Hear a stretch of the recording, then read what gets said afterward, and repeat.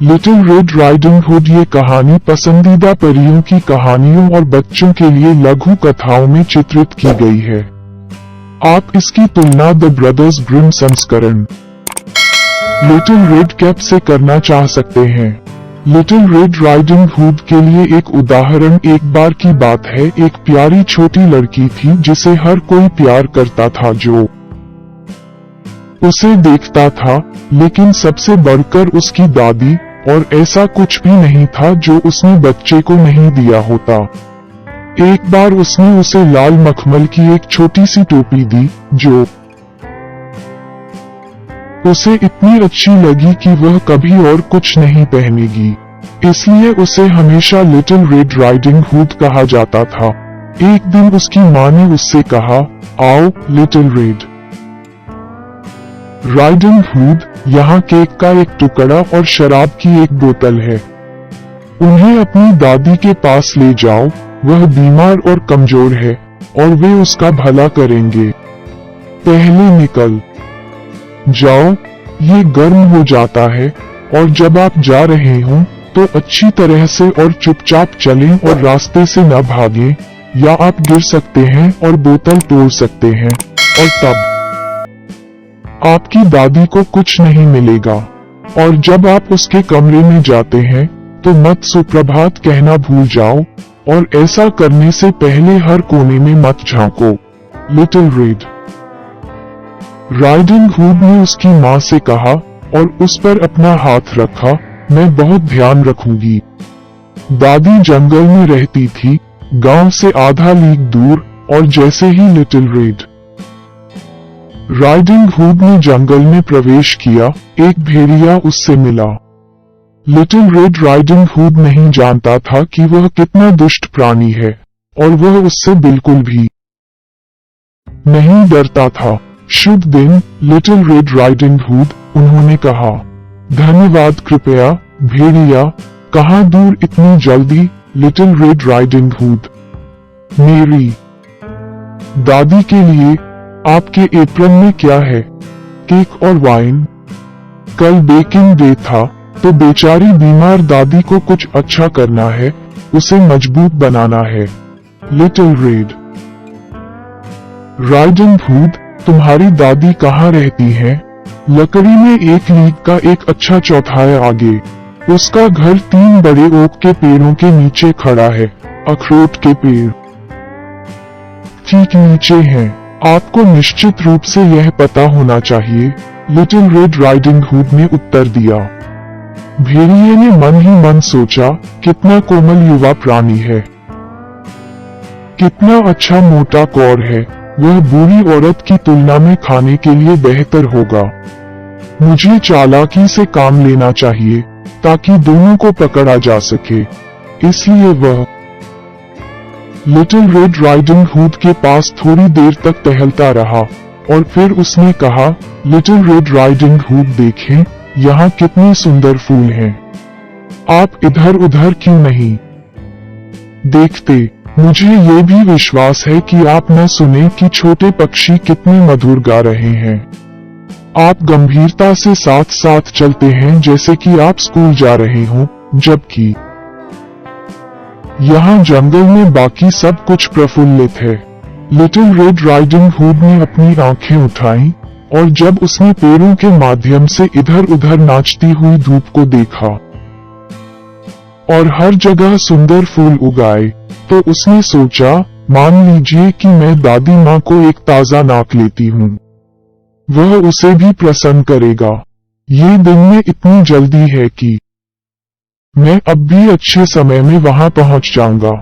और इसलिए वह फूलों की तलाश में रास्ते से जंगल में भाग गई। और जब भी वह एक चुनती थी तो उसे लगता था कि वह उससे भी अधिक सुंदर एक को देखती है और उसके पीछे भागती है, और इसलिए वह जंगल में गहरी और गहरी हो जाती है। इस बीच भेड़िया सीधा नानी के घर भागा और दरवाजा खटखटाया। वहाँ कौन है? लिटिल रेड राइडिंग हुड, भेड़िए ने उत्तर दिया। वह केक और शराब ला रही है। दरवाजा खोलो, कुंडी उठाओ, दादी ने पुकारा, मैं बहुत कमजोर हूँ और उठ नहीं सकती। भेड़िए ने कुंडी उठाई, दरवाजा खुल गया और बिना एक शब्द कहे वह सीधे दादी के बिस्तर पर चला गया और उसे खा गया। फिर उसने उसके कपड़े पहने, उसकी टोपी पहनी, बिस्तर पर लेट गया और पर्दे खींचे। हालांकि लिटिल रेड राइडिंग हुड फूल चुनने के लिए दौड़ रही थी, और जब उसने इतने सारे फूल इकट्ठा कर लिए कि वह और नहीं ले जा सकती थी, तो उसे अपनी दादी की याद आई और वह उसके पास चली गई। झोपड़ी का दरवाजा खुला देखकर वह हैरान रह गई और जब वह कमरे में गई तो उसे ऐसा अजीब सा एहसास हुआ कि उसने खुद से कहा, ओह डियर, आज मुझे कितनी बेचैनी हो रही है और अन्य समय में मुझे अच्छा लगता है। दादी के साथ इतना उसने पुकारा, गुड मॉर्निंग, लेकिन कोई जवाब नहीं मिला। इसलिए वह बिस्तर पर गई और पर्दे वापस खींच लिए। वहां उसकी दादी लेटी हुई थी और उसकी टोपी उसके चेहरे पर बहुत दूर तक लटकी हुई थी और बहुत अजीब लग रही थी। ओह दादी, उसने कहा, आपके कान कितने बड़े हैं। मेरे बच्चे, तुम्हारे साथ सुनना बेहतर है, उत्तर था। लेकिन दादी, आपके पास कितनी बड़ी आंखें हैं, उसने कहा। आपके साथ देखना बेहतर है, मेरे प्रिय। लेकिन दादी, आपके कितने बड़े हाथ हैं, आपको गले लगाना बेहतर है। ओह, लेकिन दादी, आपके पास कितना भयानक बड़ा मुंह है, आपके साथ खाना बेहतर है। और अभी भेड़िए ने ये कहा ही था कि एक बंधन के साथ वह बिस्तर से बाहर हो गया और लिटिल रेड राइडिंग हुड को निगल गया। जब भेड़िए ने अपनी भूख शांत की तो वह फिर से बिस्तर पर लेट गया, सो गया और जोर से खर्राटे लेने लगा।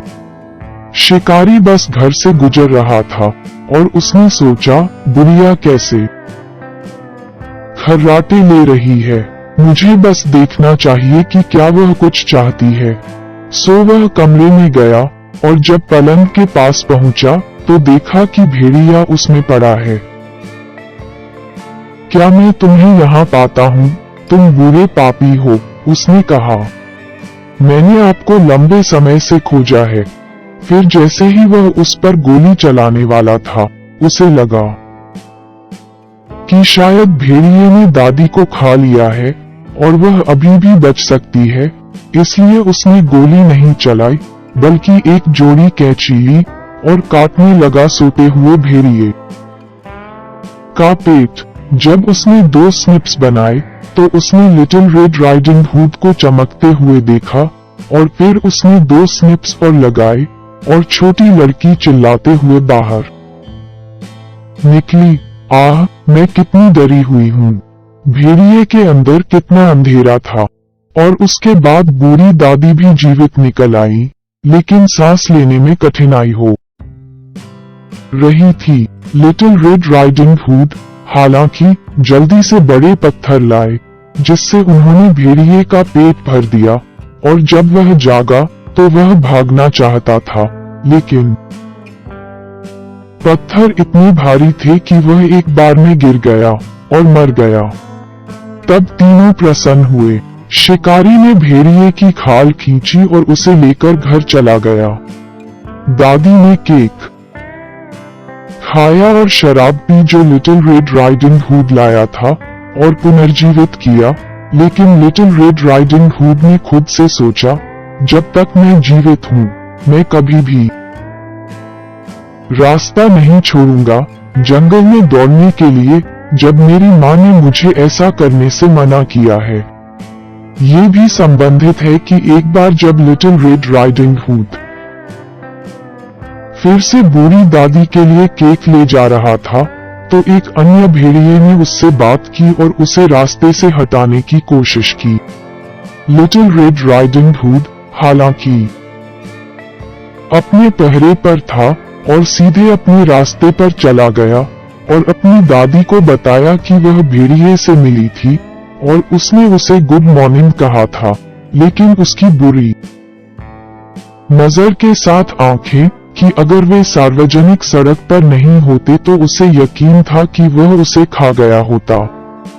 ठीक है, दादी ने कहा, हम दरवाजा बंद कर देंगे ताकि वह अंदर न आए। इसके तुरंत बाद भेड़िए ने दस्तक दी और चिल्लाया, दरवाजा खोलो दादी, मैं लिटिल रेड राइडिंग हुड हूँ और तुम्हारे लिए कुछ केक ला रहा हूँ।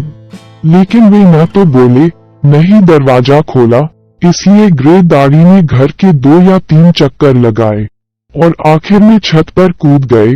शाम को लिटिल रेड राइडिंग हुड के घर जाने तक इंतजार करने का इरादा रखते थे और फिर चोरी करने के लिए उसके पीछे चले जाओ और उसे अंधेरे में खा जाओ। लेकिन दादी ने देखा कि उसके विचारों में क्या था। घर के सामने एक बड़ा पत्थर का गर्त था, इसलिए उसने बच्चे से कहा, बाल्टी ले लो लिटिल रेड राइडिंग हुड, मैंने कल कुछ सॉसेज बनाए थे, इसलिए जिस पानी में मैंने उन्हें उबाला था उसे गर्त में ले जाएं।